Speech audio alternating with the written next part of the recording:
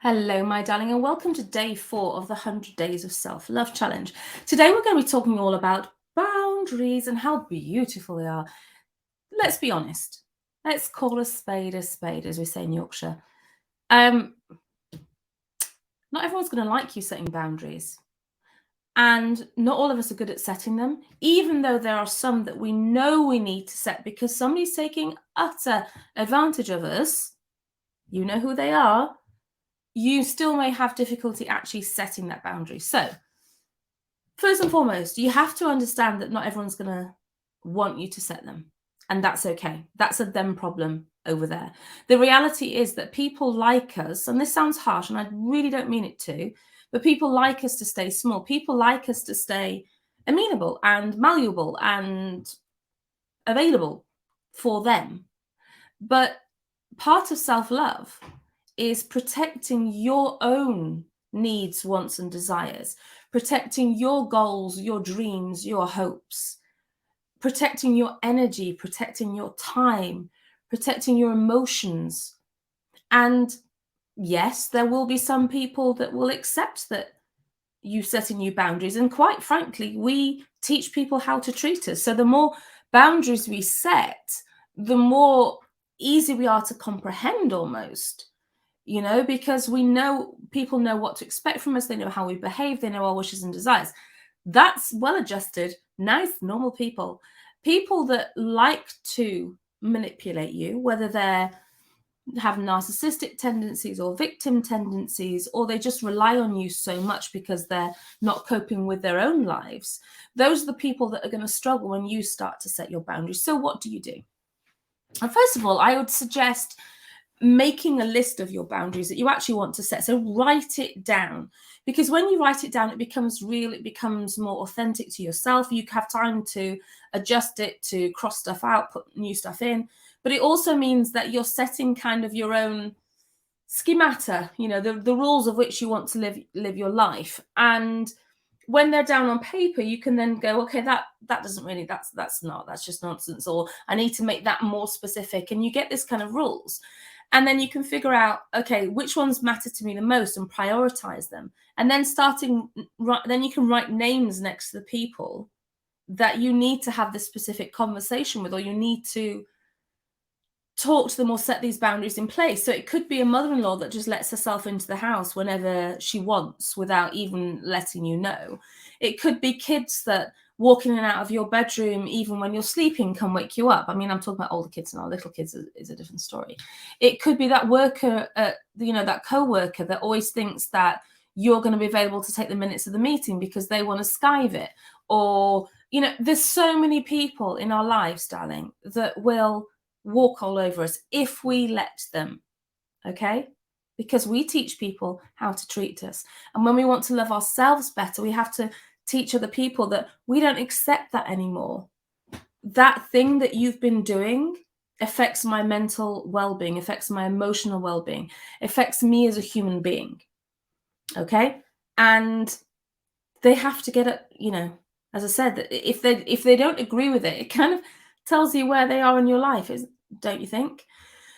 But boundaries are healthy. Boundaries are, as I said, an expression of self-love, but they also don't have to be communicated nastily, meanly, with aggression or with resentment. You can just simply say to somebody, I would appreciate it if you could give me a quick call before you come round, because then I know when to expect you and I can make sure that I'm available for you. Who's going to take offense at that? Unless they don't have your best intentions at heart. With your kids that keep walking out in your room, you can literally just say, would you mind just knocking and waiting a couple of minutes just to make sure that I'm awake? Because if I'm sleeping and you wake me up, you don't get the best part of me. And I kind of need my sleep right now. Again, it's perfectly reasonable.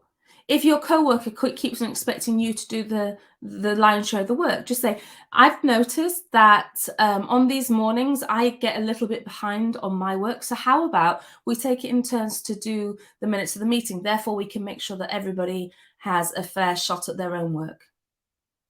Are you with me? You're not saying anything mean. You're not going, oh, you, like, how dare you? And, you know, I'm about this. You're just communicating it fairly, but you're teaching people that these are my limits. You don't get to walk on me. And you don't have to justify them. This is the thing I really want you to understand. It's not a confrontation. And in my head, confrontation, if you can think about it, is two people fronting each other. At no point does that have to be a war. Does that have to be a battle? Does that have to be, you know, one person wins and one person loses? All it is two people facing each other, expressing themselves. So if you can understand that setting boundaries doesn't have to be a battle. It's just the other person may not know that they've been walking on you or doing things that offend you or upset you. They may not care, but that's the whole of the video. But expressing them means you are standing up for yourself. You are protecting your very energy. You're the kind of source of you. And if boundaries go unchecked all the time, we get very frustrated. And a frustrated human being is less useful for everybody else anyway. You know, the more peace you are in your own life and in your own body, and the more that you do things for yourself, you probably know that I have this concept called Feed Your Fae, which is one of my memberships, one of my programs. And the whole point is to do things for yourself that make you feel okay, to make that you feel grounded, to make yourself feel, you know, make your whole heart expand or make your soul vibrate. Because when you do that, you are a better version of yourself. And then you are more, other people can get better quality giving from you because you are a better version of you. I hope that makes sense. So write your boundaries down. Who do you need these boundaries? So kind of like piece of paper. Boundary, what kind of boundary is it? Is it emotional boundary? Is it a work boundary? Is it a spiritual boundary? Is it a time boundary? And then who this applies to. And pick a few people or one person in kind of order of priority who you need to discuss it with, and start setting them. You have nothing to lose and everything to gain, because if somebody in your life doesn't respect your boundaries, they're telling you very clearly, pay attention. People always tell you who they are, but they're telling you very clearly that they don't want the best for you in life. They want the best for them. And that's kind of a problem, I think we can both understand. So write them down, figure out how to address them. Don't be afraid of the confrontation. Don't think of confrontation as a battle or a fight. Just think of it as an expression of needs and desires, and you will be great. I hope to see you back here tomorrow for day 5. As always, if you want to sign up for the